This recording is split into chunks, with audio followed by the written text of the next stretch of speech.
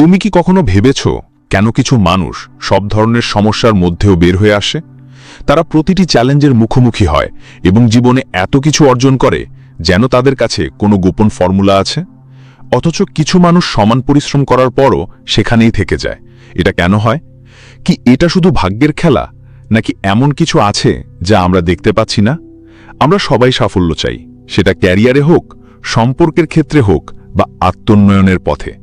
কিন্তু আসল সাফল্য, যে সাফল্য ভেতর থেকে শান্তি দেয়, সেটা শুধু বাইরের দুনিয়া থেকে আসে না। এর শুরু হয় আমাদের ভেতর থেকে। এখন কল্পনা করো, তোমার হাতে একটা মানচিত্র আছে, এমন এক নকশা যা শুধু তোমাকে বলে না কি করতে হবে। এটা তোমাকে কোনো শর্টকাট দেয় না, বরং এমন কিছু অভ্যাস শেখায় যা গভীরভাবে মানুষের চরিত্রকে ছুঁয়ে যায়। এই অভ্যাসগুলো তোমার চিন্তাধারা বদলাবে, আর যখন চিন্তা বদলায় তখন কাজ বদলায়, আর যখন কাজ বদলায় তখন ফলাফলও আপনা আপনি বদলে যায়।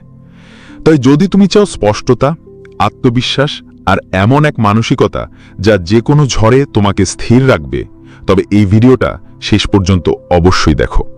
কারণ আজ আমরা উন্মোচন করব সেই 7টি শক্তিশালী অভ্যাস যা শুধু তোমাকে কার্যকরী করবে না, বরং একজন ভালো মানুষও বানাবে। এটা শুধু একটা বই নয়, এটা একটা যাত্রা, আত্মসচেতনতা থেকে আত্মনিয়ন্ত্রণের দিকে। আর আজ তুমি এই যাত্রা শুরু করতে চলেছ। প্রথম অভ্যাস, প্রোঅ্যাক্টিভ হও। তুমি কি মনে করো তোমার জীবন তোমার সিদ্ধান্তের ফল, নাকি পরিস্থিতির? আমাদের অনেকেই মনে করি অফিসের রাজনীতি, পরিবারের চাপ বা অর্থনৈতিক সংকট আমাদের জীবনকে নিয়ন্ত্রণ করছে। কিন্তু ভাবো তো, যদি তুমি তোমার প্রতিক্রিয়া নিয়ন্ত্রণ করতে পারো, যদি তুমি নিজেই বেছে নিতে পারো কোনো পরিস্থিতিতে কেমন অনুভব করবে, কেমন আচরণ করবে। এটাই হলো প্রথম অভ্যাস, প্রোঅ্যাক্টিভ হওয়া। প্রোঅ্যাক্টিভ হওয়া মানে সারাক্ষণ ব্যস্ত থাকা নয়। প্রোঅ্যাক্টিভ হওয়া মানে তোমার কাজ আর প্রতিক্রিয়ার দায়িত্ব নেওয়া। যখন কিছু ভুল হয় তখন আমরা প্রায়ই বলি, আমার ভাগ্যই খারাপ, অথবা ওরা এমনই, আমি কি করতে পারি। এগুলো হলো রিঅ্যাক্টিভ মানুষের লক্ষণ। রিঅ্যাক্টিভ মানুষ তাদের আবেগকে বাইরের দুনিয়ার উপর নির্ভর করিয়ে রাখে। আবহাওয়া খারাপ হলে মুড খারাপ, কেউ কিছু বলে দিলে পুরো দিন নষ্ট। কিন্তু প্রোঅ্যাক্টিভ মানুষ তাদের শক্তি ভেতর থেকে খুঁজে নেয়। তাদের মনোভাব হয়, আমি বদলাতে পারি, আমি বেছে নিতে পারি, আমি আমার জীবনের স্রষ্টা।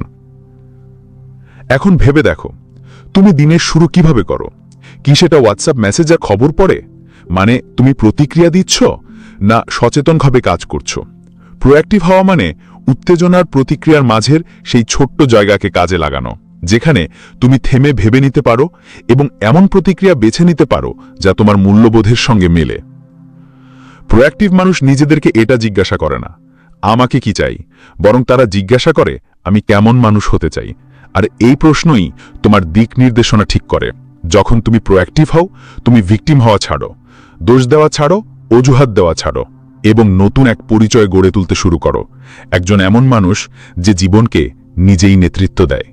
এই অভ্যাস সহজ নয়, কারণ এজন্য তোমাকে নিজের মুখোমুখি হতে হয়, নিজের চিন্তাধারাকে চ্যালেঞ্জ করতে হয়। কিন্তু এই অভ্যাসই বাকি 6টি অভ্যাসের ভিত্তি। তাই আজ থেকেই ছোট্ট একটা পদক্ষেপ নাও। তোমার ভাষা বদলাও। আমি কিছু করতে পারবো না বলার বদলে বলো, আমি চেষ্টা করব। আমার সময় নেই বলার বদলে বলো, এটা আমার প্রাধান্য নয়। কারণ যখন তুমি প্রোঅ্যাক্টিভ হও, তুমি শুধু পরিস্থিতি বদলাও না, তুমি নিজেকে বদলাও। আর যখন মানুষ নিজেকে বদলায়, তখন পুরো দুনিয়াই বদলাতে শুরু করে। এখন এক মুহূর্তের জন্য চোখ বন্ধ করো আর কল্পনা করো তুমি দাঁড়িয়ে আছো তোমার নিজের শেষকৃত্যে। হ্যাঁ, ঠিকই শুনেছ, তোমার শেষকৃত্যে।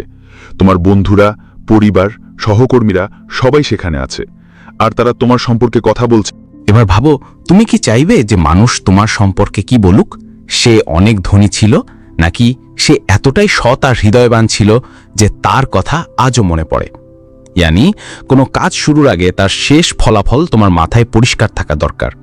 এই অভ্যাসের উদ্দেশ্য হলো আমরা যেন স্পষ্টতার সাথে বাঁচি, যেন আমরা শুধু জীবনযাপন না করে বরং আমাদের জীবনকে পরিকল্পিতভাবে তৈরি করি। কারণ সত্যিটা হলো, অনেক মানুষ ব্যস্ত থাকে, কঠোর পরিশ্রমও করে, কিন্তু ভুল সিঁড়িতে চড়ে বসে। কল্পনা করো, তুমি প্রাণপণ চেষ্টা করে একটা দেয়ালে সিঁড়ি চড়ছ, আর উপরে পৌঁছে বুঝতে পারলে দেয়ালটাই ভুল ছিল। ঠিক এভাবেই হয় যখন আমরা না ভেবে সমঝে শুধু দৌড়াতে থাকি, কেরিয়ার, টাকা, সাফল্যের পেছনে ছুটি, কিন্তু এটা না ভেবে যে আসলে আমরা কি চাই। এবার ভাবো, তুমি কি কখনো নিজের একটি ব্যক্তিগত মিশন স্টেটমেন্ট লিখেছ? এমন এক স্টেটমেন্ট যা তোমার জন্য কম্পাসের মতো কাজ করবে, তোমাকে জানাবে তুমি কে এবং কেন আছো। যখন তুমি নিজের শেষ লক্ষ্যটা পরিষ্কারভাবে দেখতে শুরু করবে, তখন তোমার অগ্রাধিকার বদলে যাবে। তখন তুমি আর জরুরি জিনিসগুলোর পেছনে দৌড়াবে না, বরং গুরুত্বপূর্ণ জিনিসগুলো বেছে নেবে। তুমি আর অন্যদের প্রত্যাশা অনুযায়ী বাঁচবে না, না পরিবার, না সমাজ, না অন্য কেউ। আজই একটু সময় বের করো এবং ভাবো, আমি চাই মানুষ আমার সম্পর্কে কি অনুভব করুক, আর সেই ভিশনকে সামনে রেখে আজকের দিন শুরু করো। কারণ যদি দিকটাই ভুল হয়, তাহলে দ্রুত দৌড়ানোর কোনো মানেই নেই। তখন তুমি দেখবে তোমার জীবন সত্যিই তোমার হয়ে উঠছে। আমাদের সবার জীবনে এই 24 ঘন্টা আছে, তবুও কিছু মানুষ প্রতিদিন তাদের স্বপ্নের আরো কাছাকাছি পৌঁছে যায়, আর কিছু মানুষ দিনের শেষে ভাবে যে আজ তো কিছুই করতে পারলাম না। এটা কেন হয়? কারণ পার্থক্য সময়ের পরিমাণে নয়, বরং অগ্রাধিকার বা প্রায়োরিটিতে। আর এটাই হলো তৃতীয় অভ্যাস, পুট ফার্স্ট থিংস ফার্স্ট, মানে যা সবচেয়ে জরুরি সেটাকে সবার আগে রাখা শিখো। এখন তুমি হয়তো ভাবছো, এটা কি টাইম ম্যানেজমেন্টের কথা? না, আসলে এটা তার থেকেও বেশি। কারণ অনেক সময় পুরো দিন ব্যস্ত থাকার পরও আমরা সবচেয়ে জরুরি কাজগুলো করতে পারি না। সেই ফোন কলটা করা হয়নি, সেই বইটা পড়া হয়নি, সেই আইডিয়াটা লিখে রাখা হয়নি, সবই ফেলে রইল কারণ মাঝখানে জরুরি জিনিসগুলো এসে পড়ে। এই অভ্যেস তোমাকে এক ধরনের শক্তি দেয়। বেশিরভাগ মানুষ জরুরি কাজের ভিড়ে তাদের জীবনের সবচেয়ে গুরুত্বপূর্ণ লক্ষ্যগুলো ভুলে যায়, কারণ জরুরি কাজগুলো প্রচণ্ড আওয়াজ তোলে, কিন্তু গুরুত্বপূর্ণ জিনিসগুলো নীরব থাকে। তাহলে নিজেকে একটা প্রশ্ন করো, তুমি কি নিজের অগ্রাধিকার অনুযায়ী বাঁচছো, নাকি অন্যদের প্রত্যাশা অনুযায়ী?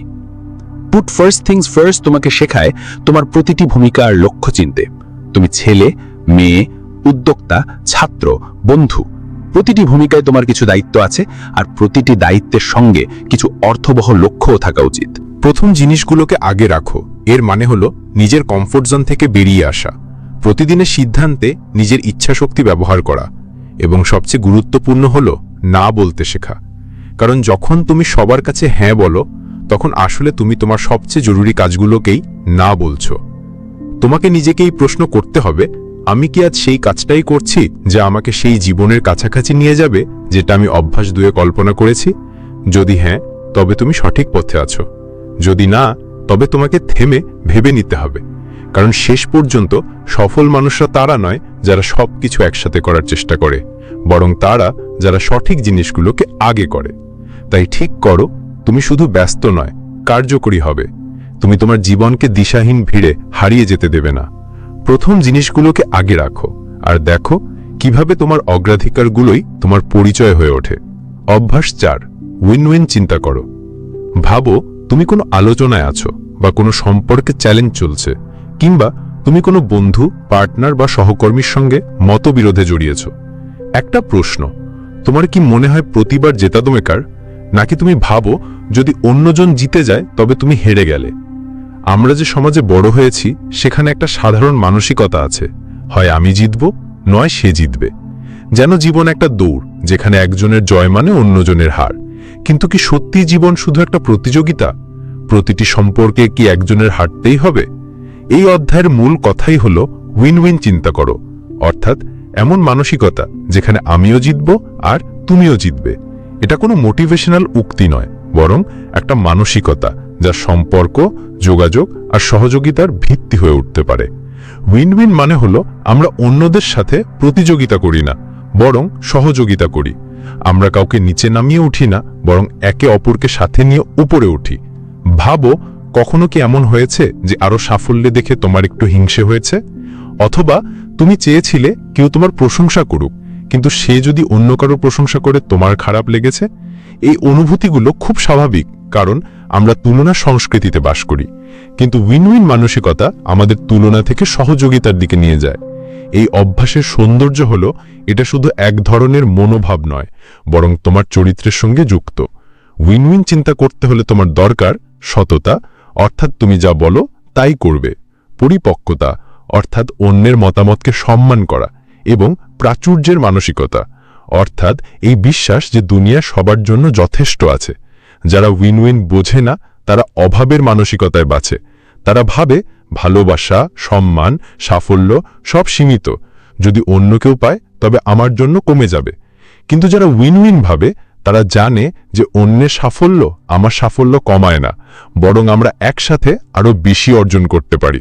অবশ্যই এটা সহজ নয়, কারণ অনেক সময় মানুষ তোমাকে ব্যবহার করবে, ঠকাবে। তাহলে কি সব সময় উইন উইন সম্ভব? না। তবে এই মানসিকতা সব সময় সম্ভব। কখনো কখনো সেরা সমাধান হলো কোনো চুক্তি নয়, অর্থাৎ যদি কোনো পরিস্থিতি উইন উইন না হয় আমি তাতে ঢুকবই না। ভাবো তোমার সম্পর্কগুলো এমন যেখানে দুপক্ষই বেড়ে উঠছে, যেখানে কোনো অহংকারের লড়াই নেই, বরং পারস্পরিক সম্মান আছে, যেখানে তোমার জয় মানে অন্যের হার নয়। উইন উইন শুধু ব্যবসা বা আলোচনায় নয়, এটা প্যারেন্টিং, বন্ধুত্ব, ভালোবাসা, এমনকি নিজের সাথেও কাজে লাগে। যখন তুমি নিজের জন্য জয় চাও আত্মসম্মানের সঙ্গে, আর অন্যের জন্য জয় চাও সহমর্মিকের সঙ্গে, তখনই তুমি সত্যিকারের কার্যকরী হও। কারণ আসল জয় একা জেতা নয়, আসল জয় তখনই হয় যখন সবাই মিলে যেতে। তাই আজ থেকে বেছে নাও উইন লুজ নয়, লুজ উইন নয়, শুধু আর শুধু উইন উইন। অভ্যাস 5, প্রথমে বোঝার চেষ্টা করো, তারপর বোঝাতে শেখো। তুমি কি কখনো কারোর সাথে কথা বলার সময় অনুভব করেছো যে সে শুনছে ঠিকই, কিন্তু আসলে মন দিয়ে শুনছে না? শুধু উত্তর দেওয়ার জন্য থেমেছে, বোঝার জন্য নয়। এখন নিজেকে প্রশ্ন করো, তুমি কি কখনো এমন করো? আমরা মানুষ স্বাভাবিকভাবে তাড়াহুড়ো করে কথা বলতে চাই, চাই যে মানুষ আমাদের বুঝুক, আমাদের অনুভূতি বুঝুক, আমাদের কথা মেনে নিক। কিন্তু আমরা ভুলে যাই যে আসল সংযোগের প্রথম ধাপ হলো বোঝা, শুধু বলা নয়। এই হলো পঞ্চম অভ্যাস, প্রথমে বোঝার চেষ্টা করো, তারপর বোঝাতে শেখো। মানে যদি তুমি চাও কেউ তোমার কথা বুঝুক, তাহলে আগে তোমাকে তার কথা বুঝতে হবে। ভাবো তো, কেউ যদি তার দুঃখ, রাগ বা বিভ্রান্তি নিয়ে তোমার কাছে আসে, তুমি কি তাকে মন দিয়ে শোনো, নাকি সঙ্গে সঙ্গে পরামর্শ দিতে শুরু করে দাও? অনেকেই খুব দ্রুত পরামর্শ দিয়ে দেয়, না জেনে যে আসলে অন্যজন কোন মানসিক অবস্থায় আছে, তার আসল প্রয়োজন কি। ভাবো তো, যদি কোনো ডাক্তার তোমাকে না জিজ্ঞেস করে, না বুঝে শুধু ওষুধ দিয়ে দেয়, তুমি কি তাকে বিশ্বাস করবে? তাহলে সম্পর্কগুলোতে আমরা কেন এটা করি? এই অভ্যাসের সৌন্দর্য হলো এটা তোমাকে একটি বিরল উপহার দেয়, সহানুভূতিশীলভাবে শোনার ক্ষমতা। মানে শুধু কথাগুলো শোনা নয়, বরং অনুভূতিগুলো শোনা, সেই নীরবতাকে শোনা যা কথার মাঝখানে লুকিয়ে থাকে। সহানুভূতিশীল শ্রোতা হতে হলে তোমাকে বিচার করা বন্ধ করতে হবে, তাড়াহুড়ো করে উত্তর দেওয়াও বন্ধ করতে হবে, শুধু মন দিয়ে লক্ষ্য করতে হবে। যখন তুমি কাউকে মন দিয়ে শোনো, তখন সে শুধু শোনা নয়, বরং বোঝা হয়েছে বলে অনুভব করে, আর এটাই মানুষের অন্যতম প্রধান প্রয়োজন। যখন তুমি বোঝো, তখন অন্যরা তোমাকে বোঝার চেষ্টা করে, কারণ তুমি তাদের সম্মান দিয়েছ, মনোযোগ দিয়েছ। কার্যকরী যোগাযোগ শুধু সুন্দর শব্দ দিয়ে হয় না, এটা হয় সংযোগ দিয়ে। বাড়িতে, অফিসে, বন্ধুদের মধ্যে কতবার ঝগড়া হয় শুধু এই কারণে যে কেউ কারোর কথা মন দিয়ে শোনে না। প্রতিটি মানুষ চায় তার কথা শোনা হোক, তার অনুভূতিগুলোকে মান্য করা হোক। আর যখন তুমি কাউকে এই উপহার দাও, না থামিয়ে, না উপদেশ দিয়ে, তখন তুমি সত্যি নিরাময় সৃষ্টি করো। Seek first to understand, then to be understood কোনো কৌশল নয়, এটা একটি মানসিকতা, একটি হৃদয়ের অভ্যাস। আর সবচেয়ে বসুন্ধরা ব্যাপার হলো, যখন তুমি অন্যকে বোঝো, তখন তুমি নিজেকেও নতুনভাবে বুঝতে শেখো। তাই পরের বার সত্যি মন থেকে কাউকে বোঝার চেষ্টা করো, হয়তো এই ছোট্ট চেষ্টা কারো পুরো জীবন পাল্টে দিতে পারে। অভ্যাস 6, সহযোগিতা করো বা সিনার্জাইজ। কখনো ভেবেছো, যখন দুজন মানুষ একসাথে কাজ করে, তখন কি তাদের ফলাফল শুধু 1+1=2 হয়? না, অনেক সময় ফলাফল হয় 1+1=11। আর এই জাদুকেই বলে সিনার্জি বা সহযোগিতা। মানে মিলে এমন কিছু তৈরি করা যা একা কোনোদিন সম্ভব নয়। তুমি কি তোমার আশেপাশে এমন মানুষদের দেখেছো যারা সবকিছুতেই একা উজ্জ্বল হতে চায়, যারা অন্যের কথা কেটে দেয়, প্রভাব বিস্তার করতে চায়, শুধু নিজেকে সঠিক প্রমাণ করতে চায়? আর অন্যদিকে কিছু মানুষ আছে যারা একসাথে ভাবে, একে অপরের শক্তিকে মূল্যায়ন করে আর পার্থক্যগুলোকে উদযাপন করে। সিনার্জি এখানেই জন্মায় যখন পার্থক্যগুলোকে হুমকি না ভেবে শক্তি হিসেবে গ্রহণ করলে। কিন্তু আমরা অনেকেই ভয় পাই, যদি কারোর আইডিয়া আমাদের চেয়ে ভালো হয়ে যায়, যদি আমাদের নিজের চিন্তাধারা বদলাতে হয়। কিন্তু সত্যিকারের সিনার্জি তখনই সম্ভব যখন আমরা নিজেকে খোলা রাখি, যখন স্বীকার করি যে আমার সব জানা নেই, আমি অন্যের কাছ থেকেও কিছু শিখতে পারি। যদি প্রতিটি সম্পর্কের মধ্যে, প্রতিটি টিমের মধ্যে, প্রতিটি কথোপকথনের মধ্যে এই মানসিকতা চলে আসে যে আমরা একে অপরকে কাটবো না, বরং জোড়া দেব, তাহলে কি হবে? মতভেদ হবে, অবশ্যই হবে, কিন্তু সেই সংঘর্ষ ধ্বংসাত্মক হবে না, বরং সেই সংঘর্ষ থেকে নতুন সমাধান বেরোবে। কারণ যখন দুজন মানুষ আলাদাভাবে ভাবে তখন সংঘাত হতে পারে, কিন্তু যদি সম্মান অটুট থাকে তাহলে সেই সংঘর্ষ থেকেই সৃজনশীলতা বের হয়। সিনার্জি সবচেয়ে সুন্দর দিক হলো এটা শুধু ফলাফলই বদলায় না, এটা সম্পর্কগুলোকেও বদলে দেয়। যখন আপনি কারোর কথা খোলা মনে শোনেন, তার আইডিয়াগুলোকে গুরুত্ব দেন, তখন সেই মানুষটি নিজেকে ক্ষমতাশালী অনুভব করে এবং তখনই বিশ্বাস তৈরি হয়। আর এই বিশ্বাসই হলো প্রতিটি দারুণ সহযোগিতার ভিত্তি। তাই পরের বার যখন আপনি কোনো টিমে থাকবেন বা কারোর সঙ্গে মতভেদ হবে, তখন ভাবুন, আমি শুধু জিততে চাই নাকি আমরা একসাথে কিছু নতুন তৈরি করতে চাই? কারণ দুনিয়াকে একা জয় করা যায় না, কিন্তু একসাথে আমরা এমন এক দুনিয়া তৈরি করতে পারি যেখানে প্রত্যেক মানুষের বিশেষত্ব একটি সম্পদ। একসাথে কাজ করুন এবং দেখুন কিভাবে আপনি একার চেয়ে অনেক বেশি শক্তিশালী হয়ে